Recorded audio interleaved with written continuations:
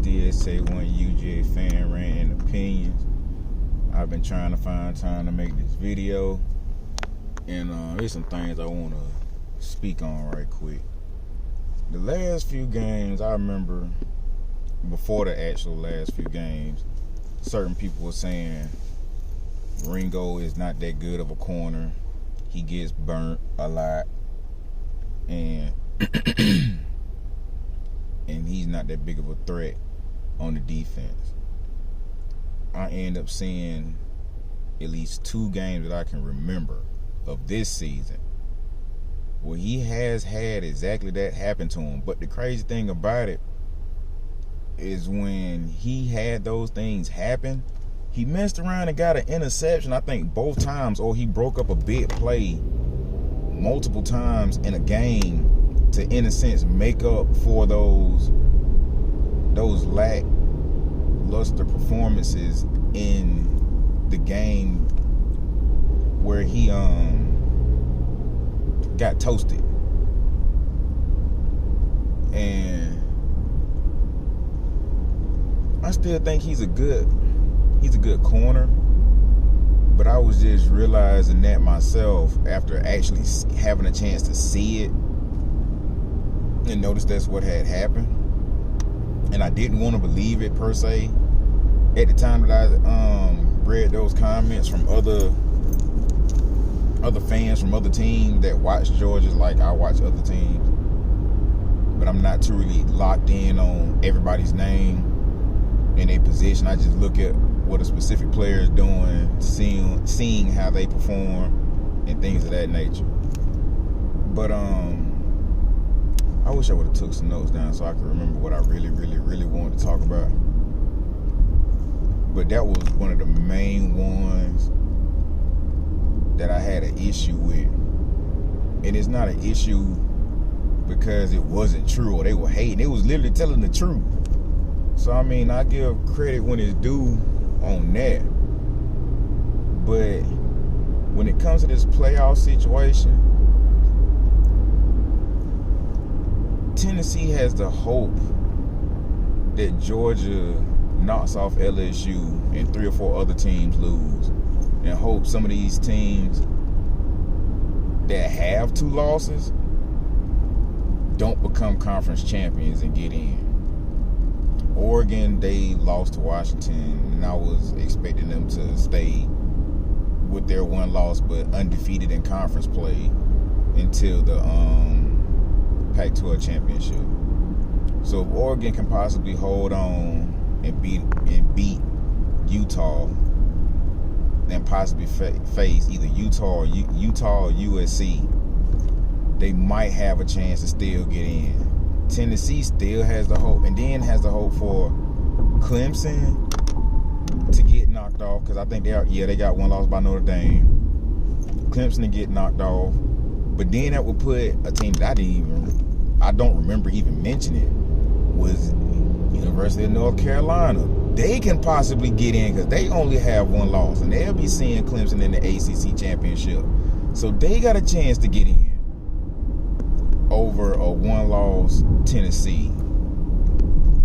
And the craziest thing could happen, I'm seeing ESPN, Uncle Lou, I want to say Big Dog Brett, Kangaroo Jack, and I want to say a few others. They're even saying it as well, that if LSU knocks Georgia off, LSU with a 2 loss will get in and Georgia will still get in, and Tennessee is left out. Alabama's already left out.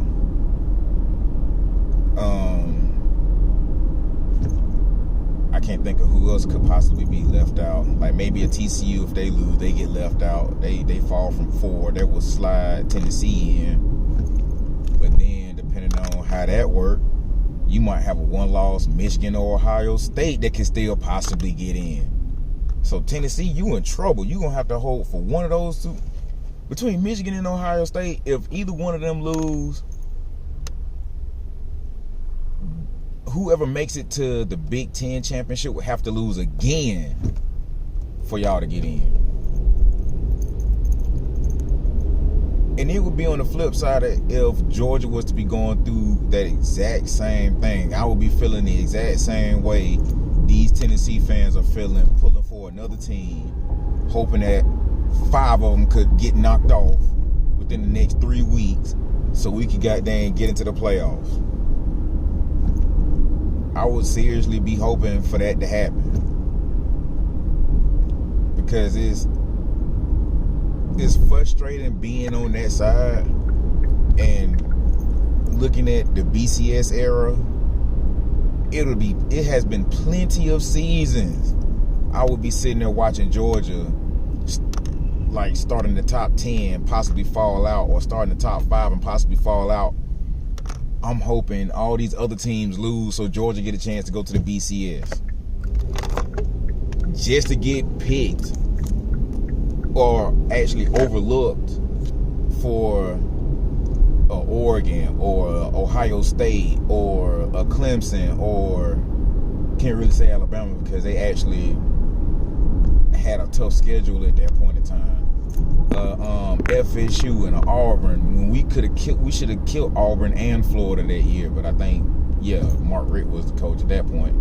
So 10 wins a season, maybe 11 wins a season was the freaking average with Mark Richt. And that's why I have said in previous videos that we've been relevant for years. We've been relevant. But as far as actually getting over that hump, no, we really haven't been able to do that until Kirby Smart got that. Even still, at that point, we went from 10 or 11 wins and possibly 2 losses a season to having a 7-6, 8-4 season, and then getting better, and then getting better, and then getting better. And I'm not saying Georgia's a dynasty at all, but what I am saying, Georgia is becoming a team that will be a significant problem to everybody in the country, regardless of who it is. And another thing I had a thought of, even though this is too far into the future, is I would like for the people who subscribe to my page to get my videos or check them out. By the time Kirby Smart, I'm just saying, this is a hypothetical, based off of the coaches that we know now, excluding Dabo and Nick Saban. If Kirby Smart was to, let's say, get X amount of championships and he's like, okay, I'm done. I want to kick it with my family. I want to watch my children grow up, so on and so forth. Actually relax. What coach do y'all think would be able to keep Georgia relevant from the time Kirby leaves? Because at this point, like Nick Saban, Kirby has now made a shift in the UGA program to the point to where you got big shoes to fill when you come take that program over. A lot of fans are not going to give, depending on the coach, time to get all the Kirby Smart players out, get his players in, implement his offense, defense, or whatever the case may be, and do that. I'm wondering, who do you all think would be a good fit for Georgia when Kirby decides to just be like, all right, I'm done? Am I saying Kirby gonna leave real soon? No, I'm not saying that at all. I'm just saying once he possibly pulls off a Nick Saban, gets 5 or 6 more championships, or even 4, I'd be cool with that. 4 more championships within the next 10 years, because he's been there for 17 years. Like, who do y'all think would be the next coach to fulfill that spot? And I think by then, Kirby would be in his 50s. Yeah, he'd probably be like 57, 58, somewhere in there. Would y'all think Dan Lanning would come back depending on how he does and if he's a good coach? Because, I mean, he's already doing miraculous things with the players that's at the school at Oregon now. Like, do y'all think Lanning would be a good fit? I was hoping not Mel Kiper, but the Michigan State head coach. I I was hoping he was gonna do something with Michigan State, but he seemed to be, I guess, being relevant or mediocre or whatever the case may be. From what other people would say, I don't know Michigan State's record, so I'm not gonna say the man is a joke at his job as far as being a head coach. He hasn't even been there that long. So I mean, having a new coach brings growing pains. But what coach do y'all think would be a good fit in Georgia? Also, with the coaching situation, do you all think that the dual defensive coach position is gonna switch to one of the other coaches between Muschamp and I cannot remember the dude's name? Do you think one of them is gonna actually take over and be the head DC?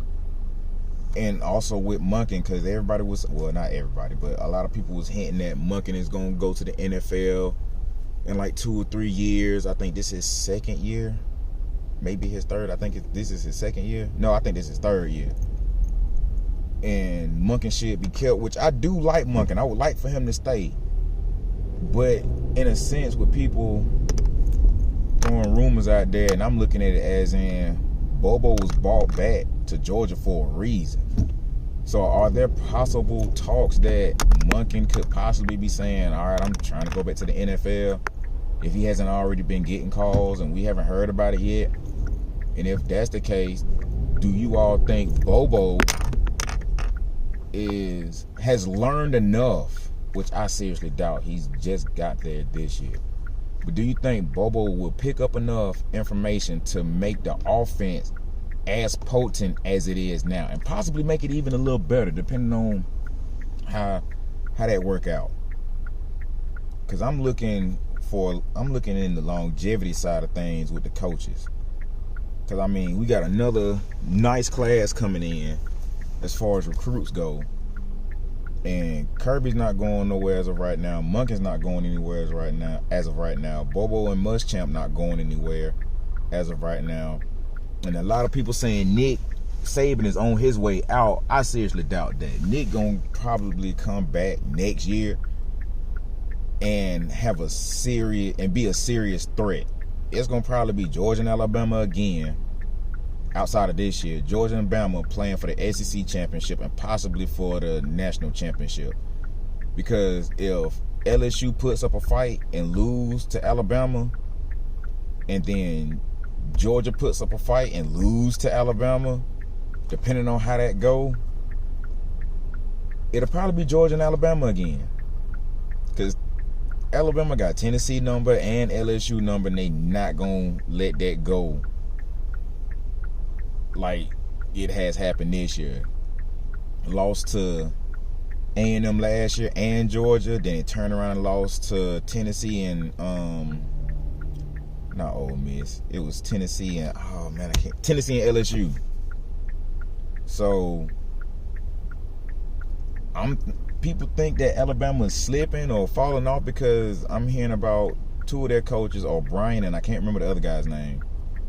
O'Brien and the other guy. The Alabama fans are really upset with how the defense is looking. They're pointing out things that I didn't see because I really don't look at Alabama like that. I'll watch the game, but I'm not really looking at the X's and O's as to how they're playing. And a lot of Bama fans are PO'd about how that is looking. And people are saying both of them dudes might be gone by the end of the season. Like, both of them are out of there. So if both of them are out of there, who's going to take over? I mean, who y'all think going to take over? Do you think they're going to take over from, not take over, but promote from the inside? And then just look at it. What if, I don't like calling that man Cadillac Williams. I wish I remembered his actual name. What if Cadillac Williams beats Alabama as an interim head coach? Like, you know how crazy that would be? Cadillac Williams knocks off, and his staff, they knock off Nick Saban and his staff as an interim head coach. He's going to probably get the job just because of that. Like, just based off of that, if that was to happen, or even if he kept it close, like last year, he keeps it real close. Can you imagine, like, him getting the job? If he did, I would hope that he do extremely well, except against Georgia. Like, I don't want him beating us. But, I mean, I hope that he does real well in his endeavors as being the Auburn head coach. And I haven't seen it too much lately that people are talking about Deion Sanders possibly going to Georgia Tech. He could possibly be going to Auburn. Excuse me. He could be going to another school. I look at it like this when it comes to certain coaches or whatever the case may be. Depending on what media platform puts the rumor out, that lets me know that it's actually true. And it seems like, to me, people are just saying that now all of a sudden because Jackson State is looking good. Oh, he's gonna bolt from Jackson State as soon as his sons graduate. If he did, I can understand that. But if he didn't, I would still appreciate it in the aspects of HBCUs or schools on that level don't get a lot of respect. They don't get a lot of love. They don't even really get a lot of TV promo. And since he's been there, he has brought that. No other coach that I can remember that's been in that level of college football has brought this much attention to college football. And I like it. I like that he has brought a certain attitude to the HBCU level, where, I mean, certain games were already rivalry games. Certain games already had that oomph, that I can't even think of the word I really want to say. The bands were awesome. Just HBCUs to me in general, as far as entertainment, is the best in college football. The music is nice. I mean, some of y'all might not even watch HBCUs or even know about them, but I like HBCUs. I like the attention that these conferences and these teams are getting, not mainly due to him, but in large part due to him being there. Like the rivalry game that they had. I forgot. I want to say it was not Jackson State, but Southern's coach. With them, that was, to me, that was awesome. Even though it was like a little beef between him and the coach, that was awesome when he was saying that he's not swag, and then he turned around and got a shirt that said, "Who is swag?" Like, that's the type of stuff I want to see from HBCUs. Like, more of it, to where it's not like only specific schools have that type of energy as far as being seen. Like, I would like for more schools to be seen, more schools to get put on television programs, like, not programs, but like CBS and ABC and Fox Sports and ESPN. I would love to see more of that, because they deserve that type of attention. Just because they're not the big brand name or the big blue bloods, how most people will call it, they still deserve that. They really do deserve that. And they have been getting ignored for a long time. And even Deion said this. He was like, how do you expect us to compete with these schools? Because I think they was asking him, would you want to face Alabama? He was like, no, I wouldn't want to face Alabama. And it's not because he's scared. He sees the competition level, and he's also played at that level. He sees HBCUs, as he pointed out, don't have the nutrition, don't have the equipment to compete with schools on that level.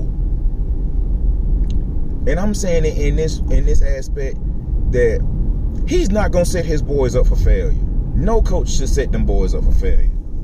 To go play a team like that, get beat the hell up, get 70-something points scored on them, and then be like most of us already know, you're doing it to get some money. Like, HBCU should have already been getting supported, not just in sports, but academically as well. So I applaud Dion for coming in and doing what he's doing. I just would not like for him to say he's not going anywhere, and then as soon as a Power 5 job open up, he's out of there. I would lose a lot of respect in that regard for him, because I would look at him as a typical coach at that point. You did all this talking about getting Travis Hunter to come to the school and saying that the other schools wanted him and got mad that he didn't pick them and he chose Jackson State to, one, learn from one of the best corners in the game, but to do it in front of his people. What's wrong with that? I probably already spoke on that a little bit, but what's wrong with that? Like, seriously, what is the issue with him going to a HBCU doing the exact same thing? And some of the greatest players have come from smaller schools. And you have some of the players that have gone to bigger schools who are complete busts. A lot of quarterbacks come out of the big schools that we like and don't do nothing in the NFL. But you will get a running back, wide receiver, or whoever to come into the NFL from a small school and show out. And a lot of us already know, a lot of these young men that come out of these schools, they're not going to get the same type of treatment as far as being viewed and becoming household names. They're not going to get that type of attention and notoriety. We know that, but at the same time, they should be getting it.